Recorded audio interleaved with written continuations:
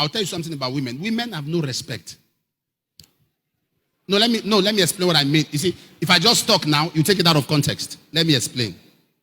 Women have capacity to disrespect you. They are wired that way. It's in them. They have capacity. A woman you marry, what is there about you? She has seen everything. Who are you? They have capacity to disrespect you. It is who they are. The only thing that will make a woman continually look up to you is when there's something you have she doesn't have. When she needs to make decisions and she runs out of ideas, she needs to look up to you to give her one. So stop saying your wife is looking down on you. She's looking down on you because you are down. If you want her to look up to you, come up. There must be something. When you are married to somebody and she still have to make decisions by herself, have to take steps by herself, she has no regard for you. So don't say you are being disrespected. You are not productive. You are not creative. There's nothing.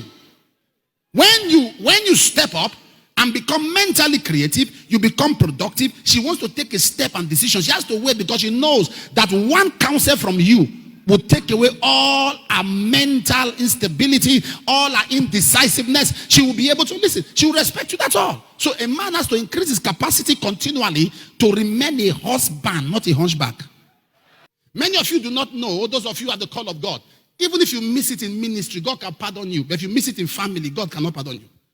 When Adam missed it, Adam was no more in the part of the garden where God kept him. That's why God said, Adam, where art thou? Is that true? The Almighty God, the all-knowing God. You think he will need to look for Adam? He knew where Adam should be. But why did God ask Adam, where art thou? Because Adam was not where he was supposed to be. What was the debate? It was debate of marriage. If you miss it in marriage, marriage is older than sin.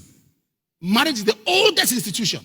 If you get married to the right person, you have won 80% of the battles of life. If you marry the wrong person, you become the weapon fashioned against yourself. Nobody should come between you and your family. Any form of attempt to separate you and your wife, to cause a division between you and your husband, even if it's for a day, the damage it will do, you may not recover it for a year. Never get to any point in life where you are detached from your wife, detached from your husband, for those who are married. The breakdown of society is on the platform of breakdown of families. Who are the criminals we see today? Who are the crooks we see? Who are the robbers we see? People who are dysfunctional families. Husband and wife, they do what they do. There's crisis. A young man grew up and saw the father hitting the mother, so he became abusive because of the pictures that he saw. When a young man grows up in an environment, he has never seen the father lift up his hand on the mother, has never seen the mother insult the father. Where will they learn from? So most of you now, husband and wife that are quarreling, fighting, you are raising potential terrorists. You are raising abusive children.